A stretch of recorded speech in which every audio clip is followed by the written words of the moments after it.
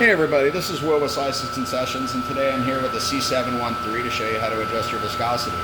You may have just received your machine, or you may have had it for a while and changed mixes, and you're just not getting the output that you want. So we're going to go into the system settings here, and we're going to adjust your viscosity to match exactly what kind of product that you want to serve. Okay, so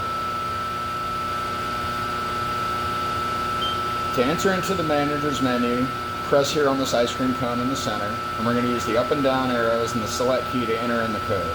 The code for this particular machine is 5231. You may have a different code for your machine. Most that I've ever seen have had this code, but you may have to contact your local distributor to get this service pin for your machine. Once you enter in the code correctly, you'll be sent into the manager's menu. You can navigate using the up and down arrows and the select key. If you press the ice cream button again, it will exit this menu and you'll have to enter in the code again, so just be careful with that. We're going to scroll down to viscosity setting. And it's a little ways down here. There we go. We're going to use the select key and it takes us into this menu. Left, right, and exit are our options. So I like to set viscosity one side at a time. What I'll do is I'll fill up the ice cream, I'll prime the cylinder as normal, do everything following the Taylor manual, and then I'll put the machine in freeze. If the product is not coming out thick enough, what I'll do is go in, and we're currently set to 3.8 amps. Alright, so the thing to take into consideration is we need to make a small adjustment, so 0.1, 0.2, 0.3 amps at a time at most, and then we hit the select key. Alright, now that's not going to tell the machine to cut on and freeze down. What you have to do is you have to pull the handle, and then the machine will kick on. It'll check the number against what the setting is, and it'll say, okay, I'm either below that number, or I'm above that number, or I'm at that number. If I'm below that number, I'm going to kick on the freezing cycle. I'm going to freeze until my motor draws this number. Then it's going to kick off. So if your product is too thin, you raise the number. If your product is too thick, you lower the number and you wait. You cannot make the machine thaw the product out. It doesn't work like that. The only thing that it will thaw it out is time. So if your machine starts making a squealing noise, if it's just struggling to come out, you pull the air tube out of it. You've got this little screw nut adjustment here on the handle all the way open, and it's just coming out at like 15 degrees. It's just over frozen. Just turn it off, let it sit, wait, give it 15-20 minutes, come back to it, and then try again.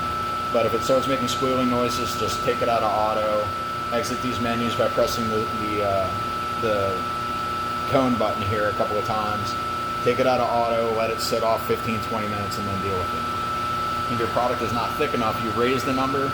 If the product is too thick, you lower the number. So raise it to make it thicker, lower it to make it thinner. But like I said, to make it thinner, you just have to wait too. It's not going to heat it up or do anything to help you out. And running your motor and running your machine while it's over frozen will damage it. So just let it sit.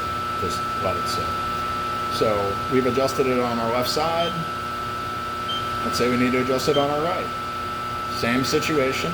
Raise it to make it thicker, lower it to make it thinner, pull the handle, and if you need it thicker, the machine will kick on, it'll start freezing.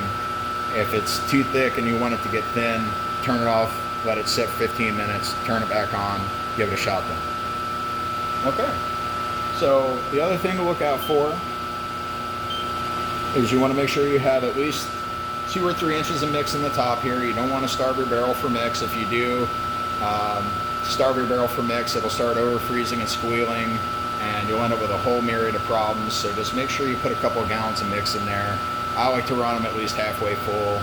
It eliminates a lot of potential problems that could really, really freak you out. So once we exit that, we can go up here to current conditions. Current conditions is a great page. It's got all of your temperature probes readings on here. So your barrel on the left is reading 62.5, your barrel on the right is reading 63.5, your hopper's reading 70, your hopper's reading 69 on the right. And viscosity is your motor draw. So if I hit wash, you see your motor kick on, you see it spike a little bit and come back down normal.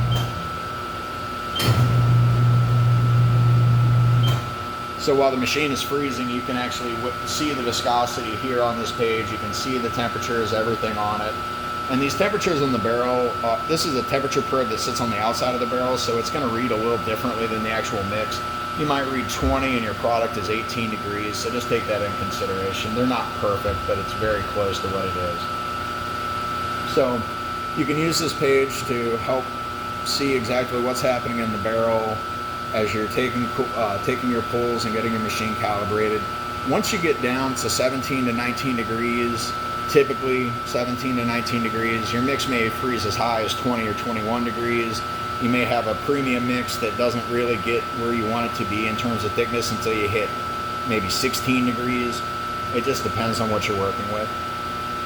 But it gives you an idea of what's actually happening in the barrel, and it's just a great diagnostic, so you can say, oh, one barrel is way colder than the other, or something's going on with it. It's just a great reference to have.